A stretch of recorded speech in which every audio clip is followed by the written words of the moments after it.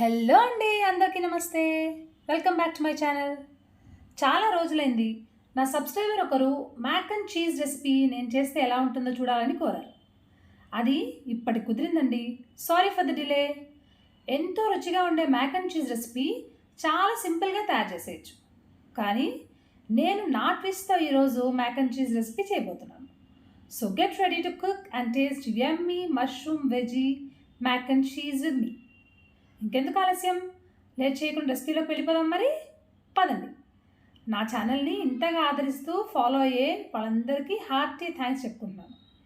ఇక ముందుగా ఒక బౌల్ వాటర్లో సాల్ట్ వేసి కొద్దిగా ఆయిల్ కూడా వేసి పాస్తాని బాయిల్ చేద్దాం.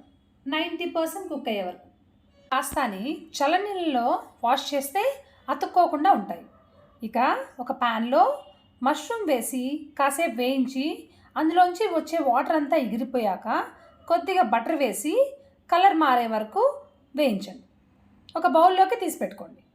ఇప్పుడు అదే ప్యాన్లో ఇంకొద్దిగా బటర్ వేసి అందులో వెల్లుల్లి ఆనియన్స్ వేసి ఫ్రై అయ్యాక కార్న్ పచ్చి బఠానీ వేసి వేయించేసి ఒక స్పూన్ గోధుమ పిండి వేసి లంప్స్ ఫామ్ కాకుండా కలుపుతూ ఉందాం.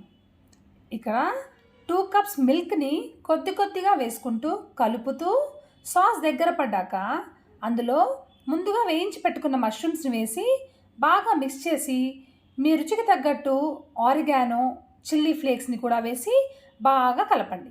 అందులో బాయిల్డ్ పాస్తా కూడా వేసేసి కలిపి చివరిగా ఆలివ్స్ ఇంకా మీకు నచ్చినంత చీజ్ వేసి మిక్స్ చేసి చివరిగా కొత్తిమీర చల్లితే ఎంతో tasty and easy mushroom and veggie mac and cheese ready. Vegetables ఏమీ లేకుండా కూడా ఇదే ప్రాసెస్లో basic mac and cheese recipe కూడా చేసుకోవచ్చు. ట్రై చేస్తారుగా. ఈ రెసిపీ ఈవినింగ్ స్నాక్గా పిల్లలు పెద్దలు ఎంజాయ్ చేస్తారు.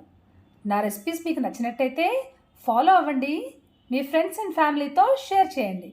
ఇంకా ఎన్నో వీడియోస్ మీ ముందుకు రాబోతున్నాయి. Stay tune. ఇక ఇవాల్టి కోట్ ఏంటంటే, you are the author of your own story. If you don't like where this chapter is going, it's okay to start a new one. That's all for today. ఇంకో interesting వీడియోతో మళ్ళీ మీ ముందుంటాను. Do follow me. Thank you. Have a nice day.